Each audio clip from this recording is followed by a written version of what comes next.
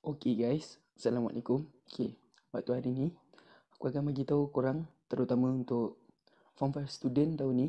Okay, sebab tahun ni korang tak ambil SPM kan, sama dengan aku kan, tak ambil SPM. So kita ambil tahun depan. Untuk korang punya pecutan terakhir ni, aku akan bagi beberapa tips yang sesuai untuk korang aplikasikan supaya hidup korang lebih mudah, lebih teratur dan korang pun boleh berjaya untuk dapat result yang korang inginkan lah. Okay, mantap.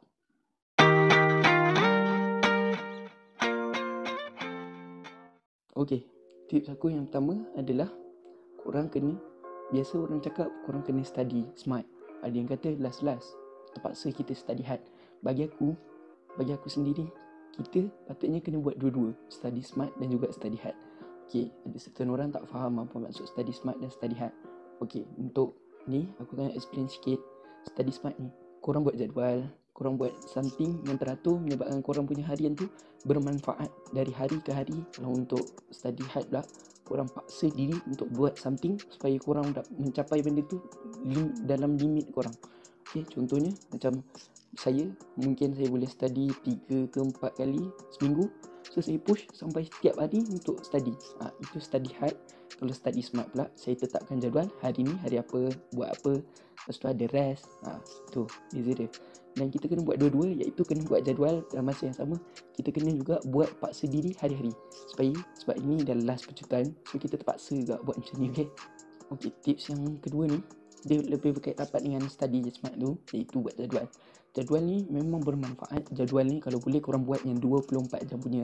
24 jam means korang daripada pagi bangun pukul berapa, sarapan kena pukul berapa, semua cukup, kena complete sampai korang tidur. Sebab supaya korang punya tidur cukup, timetable korang tersusun, so korang tak ada terpinga-pinga, tak ada masa untuk korang buangkan daripada korang buat benda-benda mengarut. Macam aku sendiri, aku buat banyak benda mengarut dulu kan. So dengan cara buat jadual, boleh menyusun masa aku, masa tidur, so dia jadi lebih teratur lah. Okay. Dan siapa yang tak biasa dengan jadual, kalau korang rasa macam malasnya nak buat jadual, okay, macam ni je, aku bagi satu tips. Korang follow je jadual SPM yang ada tu. Okay, ikut hari tu korang buat. Macam contoh hari Selasa korang start. Hari Selasa tu sejarah, paper 1, paper 2, korang buat soalan paper 1, paper 2 sejarah. Macam tu lah. Okay, tips yang ketiga pula adalah korang kena lock your mind, kena kecilkan minda korang daripada perkara-perkara yang buruk. Contohnya social media lah banyak kan, macam benda-benda merapu, benda-benda yang menghina orang, mencaci orang. Kita kena elak benda tu supaya kita punya minda ni bersih dan hanya untuk pembelajaran kita nanti. Okay, sebab kita tak nak lah nanti tak berjaya sebab buat benda tu. Kita punya minda asyik terfikir, terngiang-ngiang pasal social media sampai tak teringat kita punya kerja sebagai seorang pelajar. Okay, tips yang keempat pula, korang kena amalkan makan kismis dengan madu. Sebab dua ni, makanan ni memang makanan sunnah. Kalau kita sebagai seorang Islam memang sunnah kan.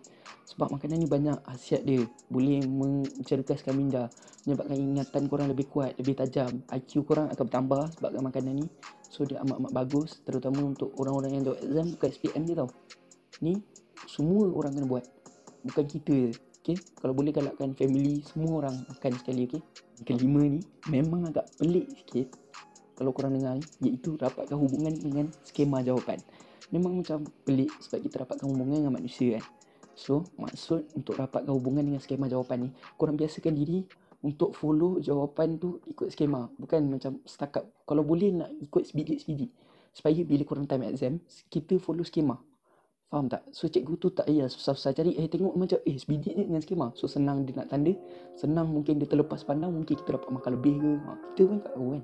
So itu advantage untuk kita kena dapatkan tu.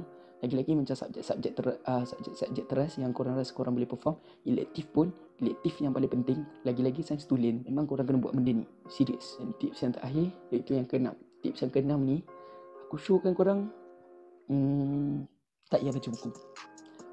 Yes, bunyi memang pelik, tak payah baca buku. Okay, sebab apa aku cakap tak payah baca buku? Sebab nanti macam ni tau, kalau korang jawab soalan, korang baca buku, korang buat soal jawab tanya buku, nanti dah jadi macam korang terbiasa dengan buku sampai korang tak biasa untuk jawab sendiri. Faham tak? So korang better tak payah buka buku. Kalau boleh, kalau korang tak ingat, korang tanya kawan korang, korang tanya semua orang dulu, tanya cikgu-cikgu korang, lepas tanya semua orang. Okay, kalau semua orang tak tahu, okay, baru cari kat buku. Okay, kalau boleh elakkan guna buku supaya korang terbiasa untuk cari jawapan sendiri, independen. Okay.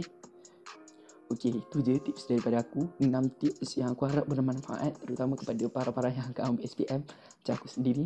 Okey, good luck untuk korang pada tahun depan. Okey, kita kena perform tau, sebab kita batch paling lambat ambil SPM dan paling lama masa yang kita ada untuk study.